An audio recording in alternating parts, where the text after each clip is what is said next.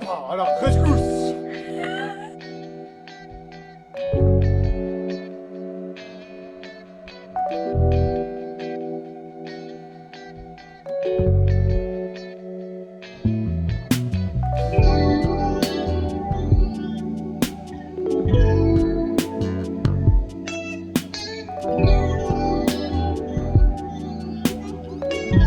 C'est parti, c'est parti.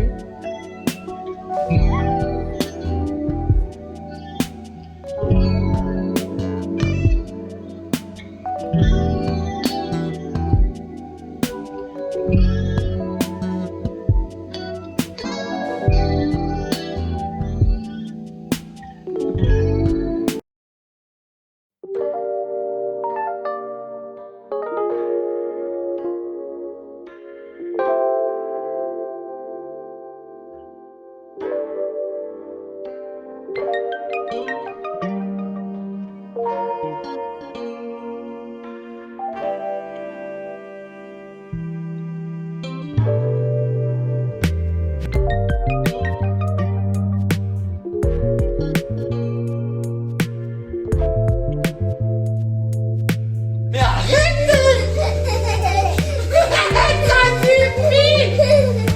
Ça suffit.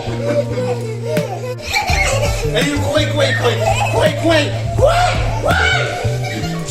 L'expression, quand on dit « Allez, bouge-toi le cul, là, faut y aller !» Bah oui.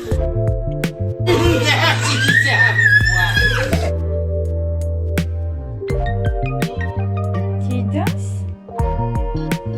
Ouais, tu danses, dis donc.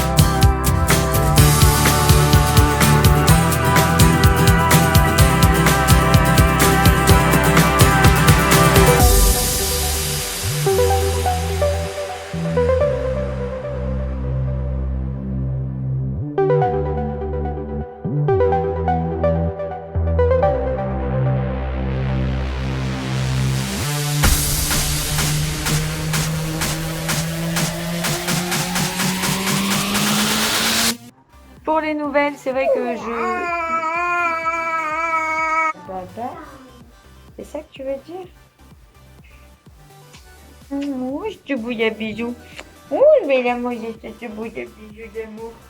Niveau professionnel, je suis à peu près à 1 ou 2 séances par semaine, en moyenne. Voilà. Par exemple, la semaine dernière, je devais avoir 2 séances. Et au final, il y a la première séance qui a été annulée parce que la maman était en train d'accoucher. Voilà. Donc au final, il n'y a pas eu de séance. Donc il y a juste eu une séance jeudi. Voilà. Et j'ai une séance mercredi. C'est mignon parce qu'elle est en train de s'endormir. En plein milieu de la vidéo, elle s'endort en fait. Très très mignon. Et comme vous le voyez là, j'ai pas fini de d'étendre le linge. Donc j'ai encore un tout petit peu de linge qui reste à étendre. Bah oui, tu m'étonnes. En fait, elle fait ça quand elle s'endort. Voilà.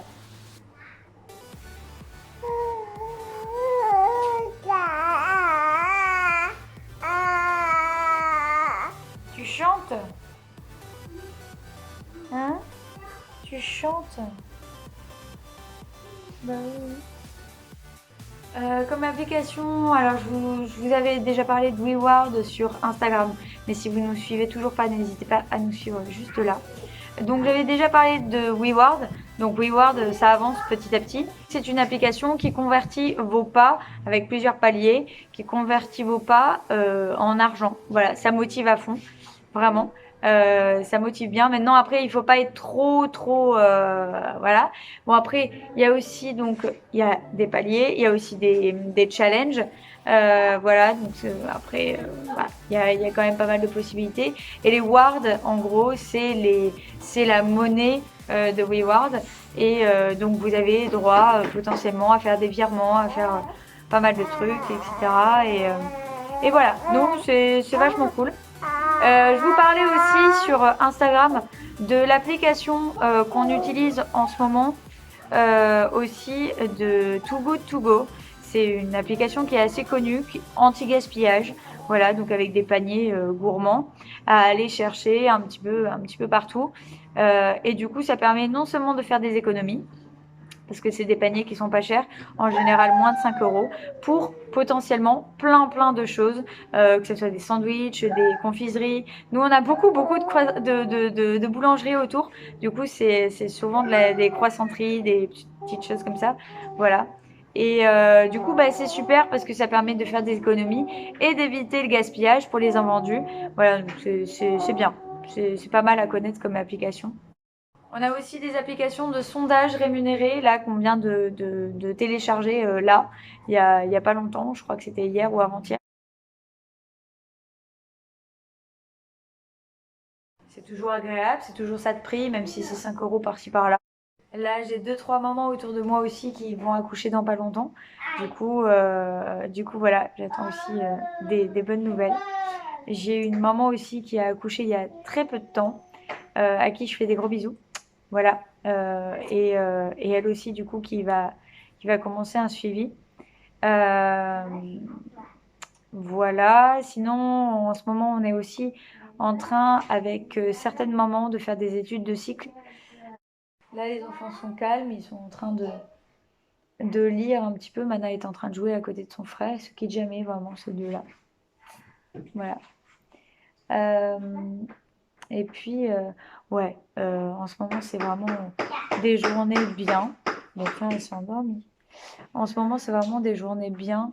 Euh, J'avoue que j'ai pris énormément de retard. Désolée. Je sais pas si je suis fatiguée ou si c'est juste que je suis détendue, mais en ce moment, il y a pas mal aussi de retard niveau vlog. Je vous explique pourquoi. C'est tout simplement parce que moi, je mets en temps et en heure les vidéos sur le PC. Le seul souci, c'est que déjà, bah, il faudrait que je trouve le temps, déjà. Parce que mes journées, je suis loin de m'ennuyer. Et en même temps, il faudrait que papa, lui, me passe les vidéos qu'il a sur son portable. Parce qu'il n'y a pas que Parce qu'il n'y a pas que mon portable qui filme. Il y a aussi le portable de Papa Lou. Bah oui, voilà. Donc, bah, il faut aussi qu'on attende et qu'on y pense aussi. Ah mince, faudrait peut-être qu'on mette les vidéos sur... voilà. Niveau organisation, voilà ce que j'ai. Heure par heure, je sais ce que je dois faire le lendemain. Je me le marque le jour J ou la veille au soir, quand j'imagine en fait ma journée et je me dis, bah tiens, je vais faire ça. Quand je vois les choses qu'il y a à faire le soir, je me dis, bah tiens, il y aura ça à faire. Là, on n'est vraiment pas loin au niveau de la marche parce que bah, elle se met debout, elle est bien ancrée au sol, les pieds bien plats, pas de chaussures, pas de chaussettes, rien du tout, vraiment à plat, pieds nus. C'est très important pour l'équilibre et pour apprendre à marcher. Et du coup, elle est vraiment... Il n'y a pas de pouce-pouce, il n'y a pas de tout ça. Non, vraiment, c'est motricité libre à fond.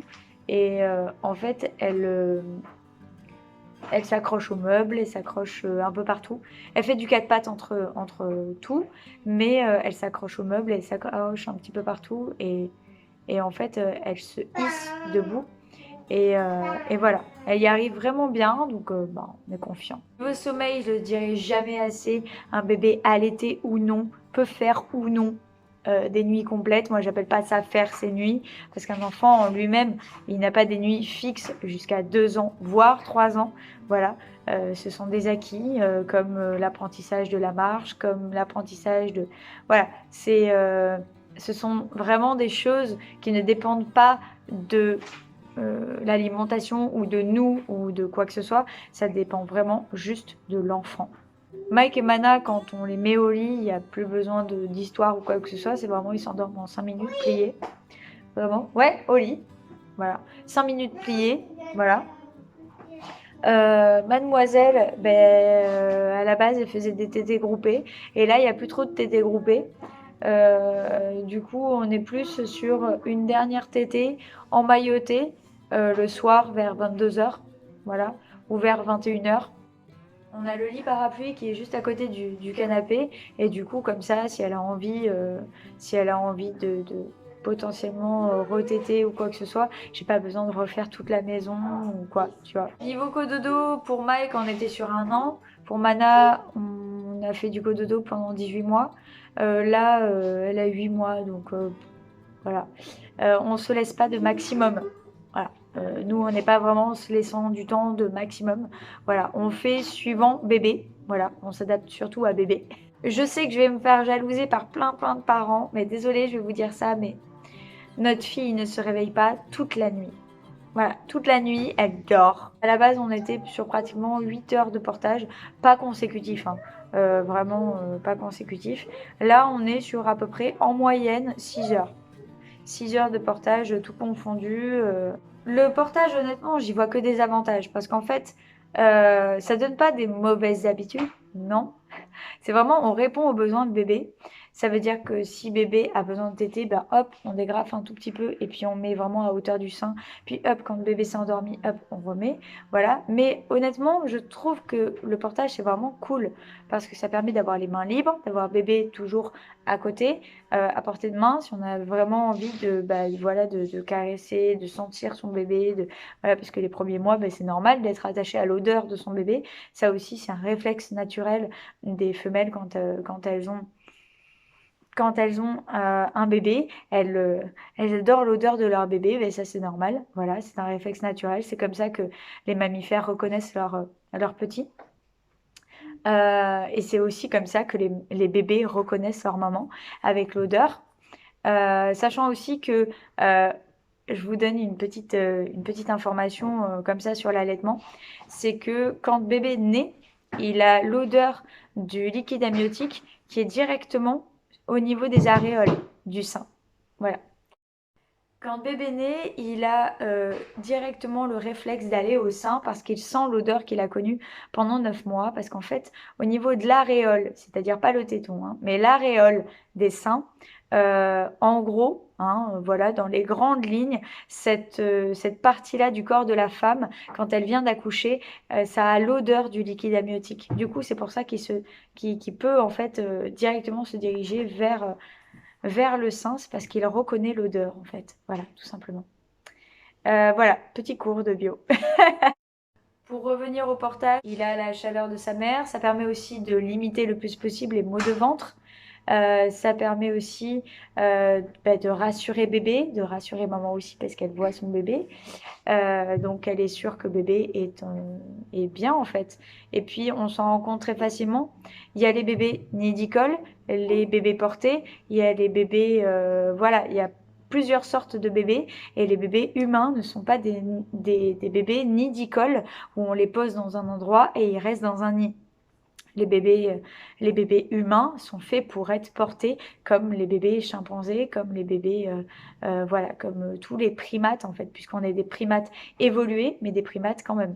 Donc bébé a besoin d'être porté, c'est pas une mauvaise habitude, c'est vraiment bébé a besoin d'être porté, que ce soit dans une écharpe de portage, dans un porte-bébé, que ce soit à bras, que ce soit n'importe comment en fait. Un bébé a réellement besoin les premiers mois de sa vie d'être porté le plus possible et ça n'entrave en rien la mobilité.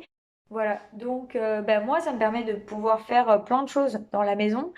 Le portage, même dans les transports en commun, hein. Quand j'étais à Bordeaux, je voyais la différence entre moi qui portais et les mamans qui étaient en poussette, qui galéraient dans les transports en commun, parce qu'il faut se le dire, quand une maman, elle est en poussette, les bus, c'est une vraie galère. Par contre, quand on a en portage, bah, ça permet de se déplacer, d'avoir les mains libres. Il y a vraiment un côté rassurant dans le portage aussi, parce que bébé nous sent, il est contre nous, il est bien, en fait. Voilà, tout simplement.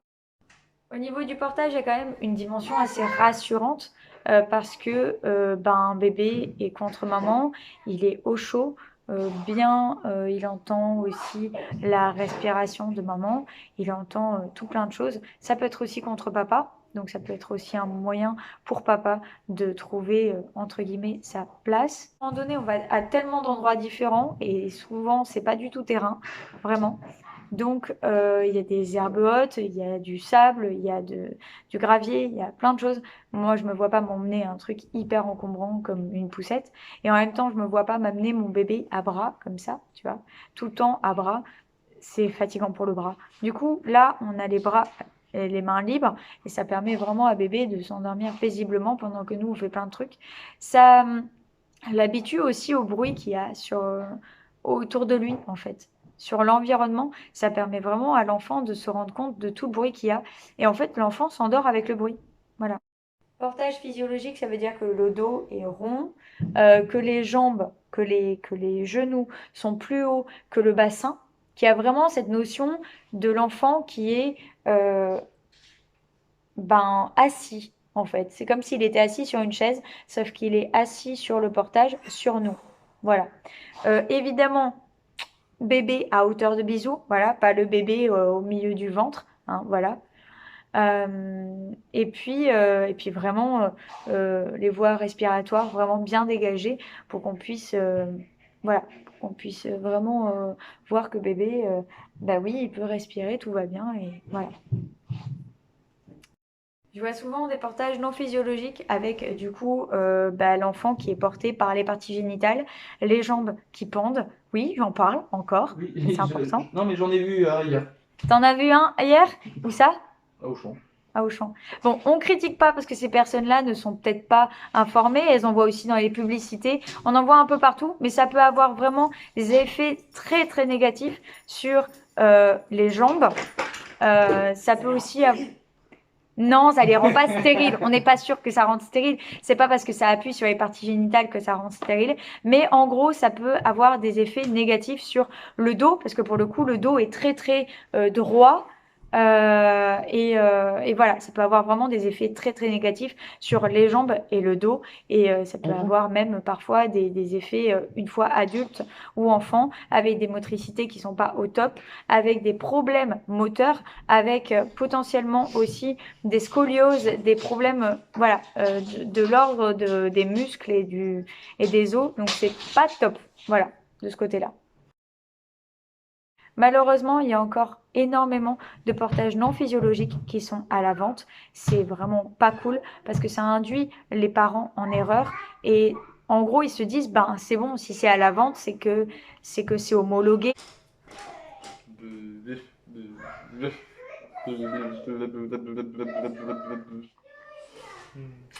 Bon, du coup, t'as perdu du poids, combien t'as perdu là pour l'instant? J'ai perdu presque 4 kilos. 4 kilos, c'est bien. Voilà, j'étais à 90 kilos et là je suis tombé à 86. Les cheveux, tout en pétard. Mais c'est On a normal. carrément dans les cheveux. Bah oui, c'est normal. On a Et carrément dans les tu sais quoi? Tu sais avec quoi je me suis coiffé ce matin? Avec une prise. Parce que j'ai mis les doigts dans la prise, j'ai fait comme ça. C'est comme ça. Non, Voilà. ça va. En fait, le truc, c'est qu'il frise. Enfin, il frise pas, mais on va dire, il boucle un peu tes cheveux. Enfin, un peu des bouclettes, mais c'est mignon. Non, mignon.